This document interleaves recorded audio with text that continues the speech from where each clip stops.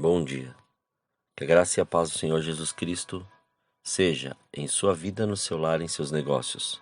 Quero agradecer a Deus por permitir entregarmos nossas primícias a Ele e juntos desfrutarmos de mais um dia dessa palavra que se encontra no Evangelho segundo Marcos, capítulo 4, versículos 35 a 41, e capítulo 5, versículos 1 a 7, que diz: Naquele dia, sendo já tarde, disse-lhes Jesus: Passemos para a outra margem. E eles, despedindo a multidão, o levaram assim como estava, no barco, e outros barcos o seguiam.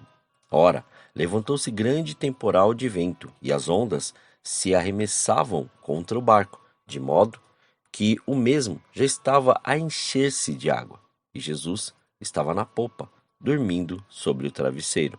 Eles o despertaram e disseram: Mestre, não te importa que pereçamos? E ele, despertando, repreendeu o vento e disse ao mar: Acalma-te, emudece. O vento se aquietou e fez-se grande bonança. Então lhes disse: Por que sois assim tímidos? Como é que não tendes fé?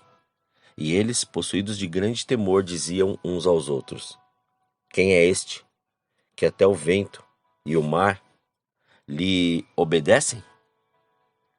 Entre mentes chegaram à outra margem do mar, a terra dos Gesarenos. Ao desembarcar, logo veio dos sepulcros ao seu encontro o homem possesso de espírito imundo, o qual vivia nos sepulcros e nem mesmo com cadeias alguém podia prendê-lo, porque, tendo sido muitas vezes preso com grilhões e cadeias, as cadeias foram quebradas por ele e os grilhões despedaçados, e ninguém podia subjugá-lo. Andava sempre, de noite e de dia, clamando por entre os sepulcros e pelos montes, ferindo-se com pedras. Quando, de longe viu Jesus, correu e o adorou, exclamando com alta voz: Que tenho eu contigo, Jesus, Filho do Deus Altíssimo? Conjuro-te, por Deus, que não me atormentes. Jesus, após obedecer à ordem do Senhor, e junto com a multidão, vê que se faz necessário uma travessia, ou seja, ir para o outro lado, pois a multidão e os discípulos tinham que aprender e serem ensinados em algo. Mateus, ele narra que Jesus e os seus discípulos haviam trabalhado arduamente curando e ministrando. Era noite e provavelmente os discípulos preferiam descansar, mas Jesus deu uma ordem. Tem momentos que o Senhor nos diz: levanta-te, deixa o que estás fazendo e faça o que eu te digo. É melhor obedecer, ainda que o nosso desejo seja outro. Deus sempre tem um propósito quando nos ordena algo. Passar para o outro lado pode significar coisas distintas para cada um de nós hoje. A cada pessoa, o Senhor está chamando para comprometer-se mais com a presença dele. Organizar o seu tempo e não deixar que este trabalho roube mais a sua intimidade. Abandonar esta relação que está afetando sua vida espiritual ou mudar seu comportamento. Consagrar-se mais a Deus em oração, jejum e no estudo da palavra. Dar ao Senhor o que é dele: sementes, dízimos, ofertas, seu tempo. Deixar de ser multidão para ser um discípulo que permite o Senhor te usar. O que havia do outro lado? Jesus estava interessado que ele e seus discípulos chegassem ao outro lado para resgatar um homem que estava em situação crítica. Foi o único motivo da viagem de Jesus. A cidade de Gadara, que havia sido destruída em várias ocasiões, havia sido muito sofrida. Havia um endemoniado, com que um espírito imundo o possuía. Ele vivia nos sepulcros, ou seja, entre os mortos. Estava fora de controle. E muitas vezes, quando atado com cadeias e grilhões, ele rompia, quebrava, destruía elas. Andava gritando e se ferindo com pedras. Foi a única coisa que Jesus fez em Gadara: libertou aquele homem. Jesus queria ver aquele homem livre e que seus discípulos vissem a sua condição e o que ele, Jesus, podia fazer quando nós nos submetemos, obedecemos, ouvimos a sua voz e passamos para o outro lado. O que há do outro lado ou o que há na outra margem? Porque Jesus desejava que passemos para o outro lado. Assim, trazendo para os dias de hoje, nós enxergamos da seguinte maneira: há uma população crescendo em passos gigantescos, há um avanço das seitas, há uma deterioração na estrutura da família, divórcio, filhos desamparados, abuso doméstico, uma população envolvida com alcoolismo, nas drogas e demais vícios, o suicídio que tem aumentado assustadoramente, a imoralidade sexual, homossexualismo, lesbianismo, prostituição, crianças fazendo sexo, indústria pornográfica tendo ganhos bilionários, pedofilia, a corrupção dos líderes do governo, os meios de comunicação sendo usados para destruir. A igreja é responsável para sarar o mundo.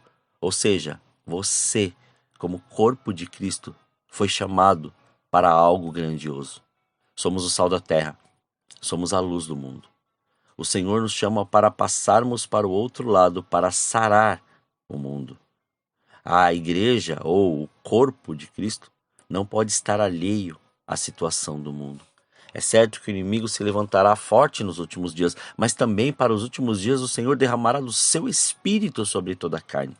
Uma tempestade pode nos impedir de chegar ao outro lado, mas no nome de Jesus, os ventos eles param e o mar ele se acalma. Que saiamos da nossa zona de conforto, que comecemos a viver todas estas manifestações, este poder de Deus na intensidade que Ele quer. Na travessia, se levantou uma tempestade. Mesmo obedecendo uma ordem de Jesus, o inimigo se levantará para que você não chegue do outro lado. Mas as portas do inferno não prevalecerão contra a igreja do Senhor. Existem muitas pessoas na igreja que estão em meio a uma tempestade. Enquanto lutamos contra a tempestade, o gadareno continua preso. Jesus estava na polpa do barco, ou seja, na parte de trás. Jesus quer estar na proa da sua vida, ser seu capitão. Coloque Jesus na frente e ele acalmará a tempestade. Ou até melhor, podemos assim dizer, quando Jesus for o seu capitão e você ouvir as ordens dele, há uma autoridade nos seus lábios que fará com que você veja a manifestação do poder de Deus quando você abrir a sua boca. Que você, como corpo de Cristo, se posicione para fazer essa travessia quantas vezes for necessária, pois o Senhor quer que você vá para o outro lado da margem. Com Jesus como capitão, podemos chegar ao outro lado.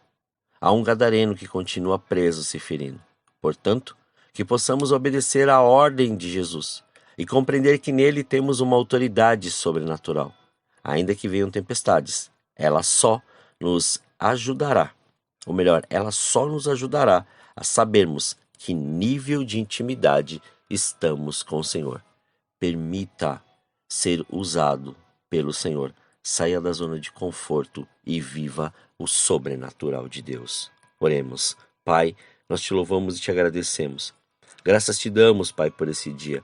Obrigado pela sua presença, obrigado pelo seu amor. Obrigado, Pai, pela sua graça que foi revelada. E mais esse dia o Senhor nos deu este fôlego de vida para podermos caminhar debaixo, Senhor querido, da sua vontade. Pois sabemos, ainda que os dias sejam maus, mas o nosso posicionamento, ou seja, quando saímos da zona de conforto, o Senhor nos move para poder viver este sobrenatural. Assim, Senhor, como o Senhor, através ali da vida de Jesus e dos discípulos, assim o fez, faça em nós, Pai. Porque quantas vezes nós temos sim que passar ou viver, Senhor, poder contemplar a tempestade, mas na autoridade do nome de Jesus, quando Jesus ele está no barco, quando Jesus ele assume a condição da nossa vida e nós o obedecemos, nós podemos experimentar, viver e desfrutar de algo grandioso, maravilhoso e poderoso. Então, assim, Pai, ainda que nós não conseguimos enxergar as tempestades como foi ali, esses ventos fortes no meio de um mar e um mar agitado, mas quantas coisas nós passamos e vivemos, Pai, em nossa vida, tanto na emocional, tanto na física, material, intelectual. Quantas vezes, Pai, passamos até espiritualmente, mas em tudo, quando o Senhor está na frente, tudo nós conseguimos saber que somos mais que vencedores e saímos já com esta vitória garantida. Somos gratos a Ti, Pai. Gratos pela estratégia que o Senhor tem nos dado e do modo que o Senhor tem nos dado para poder enfrentar e também para podermos nos posicionar diante de cada situação. Muito obrigado pela Sua presença, pelo Seu amor, que a cada dia mais o Seu reino venha. E através disso, Senhor, o Senhor nos livre de todo mal, de toda tentação, que não falte o pão, Pai, na mesa do Teu Filho, mas que antes a alegria do Senhor seja a nossa força. Que a paz do Senhor seja esta que nos leva a um entendimento grandioso e poderoso. Que o Seu amor seja, Pai, que o Seu amor seja a única coisa que nos impulsione a viver este sobrenatural. Que venha, Senhor, o Seu reino.